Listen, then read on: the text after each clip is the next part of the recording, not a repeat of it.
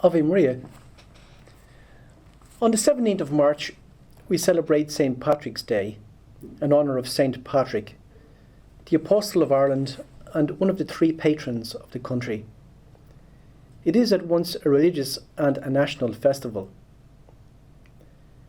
It is sad to say that in recent decades, the religious aspect of the feast, indeed its primary aspect, has been forgotten in the midst of green stout, green faces, and dressed up green leprechauns.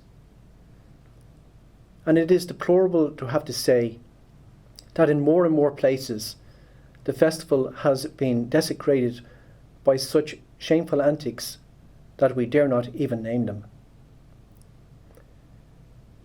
So in the run-up to this important feast day, let us remind ourselves exactly who and what we are celebrating. St. Patrick was born near the English-Scottish border in the late 4th century. His family were of Roman stock.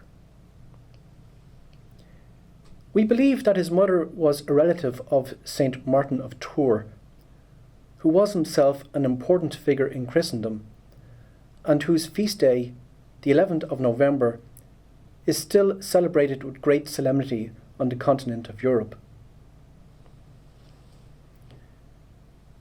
Patrick was sold into slavery as a young lad and was taken captive to Ireland. He spent 6 years in Ireland in Slemish, County Antrim, tending sheep. And doesn't this remind us of some biblical figures such as King David, who were shepherds before being given a major assignment from heaven? He turned to God in prayer during his captivity. In a dream, he was told by God to leave Ireland, and eventually he escaped back to Britain. And again, doesn't this remind us of biblical figures such as Joseph, to whom God spoke in a dream? Later, whilst back in Britain, Patrick had another dream in which he heard the Irish people calling him back to Ireland. He went on to study for the priesthood and was ordained a priest. Patrick was sent by Pope St. Celestine I to Ireland as a bishop in 432. He became the first bishop of Armagh. Now Pope Celestine was the pope at the time of the Council of Ephesus in 431. This was the council where the dogma of Theotokos was proclaimed. In other words, proclaiming that the Blessed Virgin Mary was the Mother of God.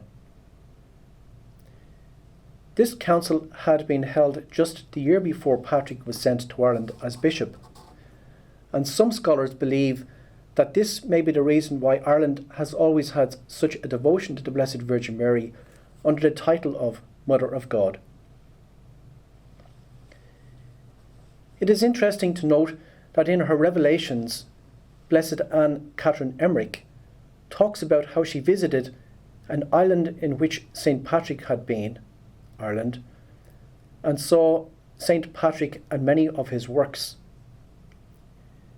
She goes on to say how the Blessed Virgin used to appear and instruct him what to do. In those days, Ireland was in the grip of Druidism, a type of paganism. These Druids had a strong influence over the kings who ruled the land.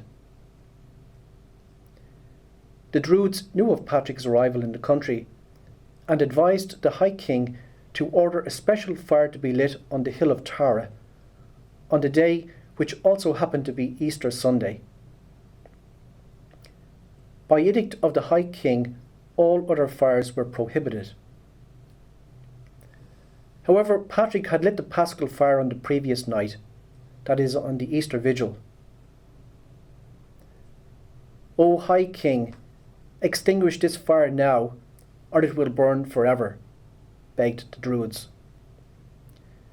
But they were unable to put out the Paschal fire, and this signalled the beginning of the end for paganism in Ireland, as all and sundry, rich as well as poor, embraced the faith. Indeed, by the time Patrick died, the whole country had been Christianized. St. Patrick explained the Holy Trinity to the Irish by means of the shamrock, a three-leaf plant native to Ireland. To this day, the shamrock is used as an emblem for Ireland. Indeed, it has graced the livery of Aer Lingus planes for many years.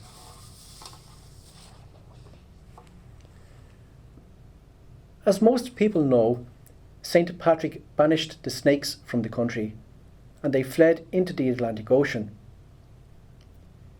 This is no legend. To this day, there are no snakes in Ireland.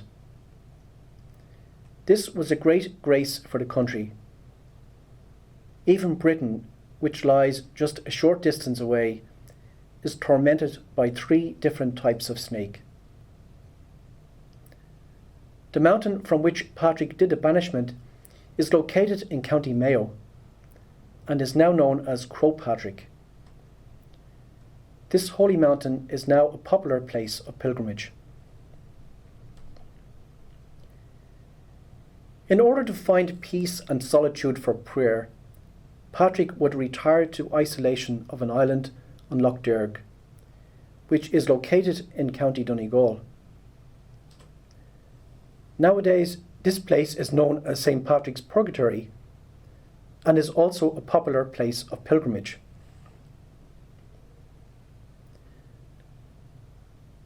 A small consecration bell belonging to St. Patrick is still in existence. The bell is encased in a beautiful shrine and is kept in the National Museum in Dublin. St. Patrick's bell was rung for the consecration during the Pontifical High Mass in the Phoenix Park in Dublin in 1932, on the occasion of the Eucharistic Congress. That year also happened to be the 1500th anniversary of the coming of St. Patrick to Ireland.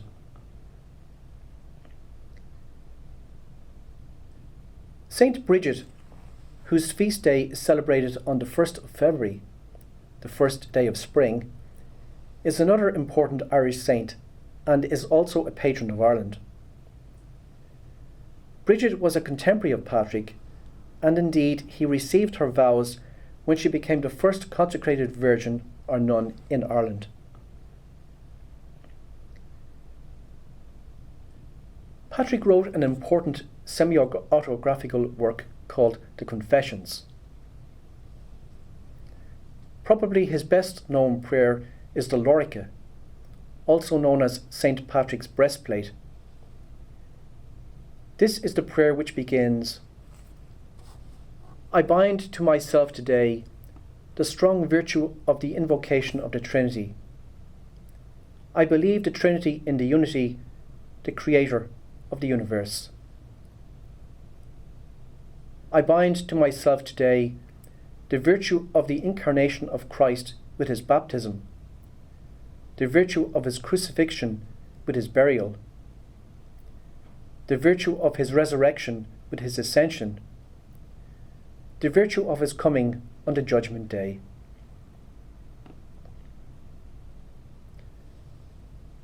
Patrick died on the 17th of March.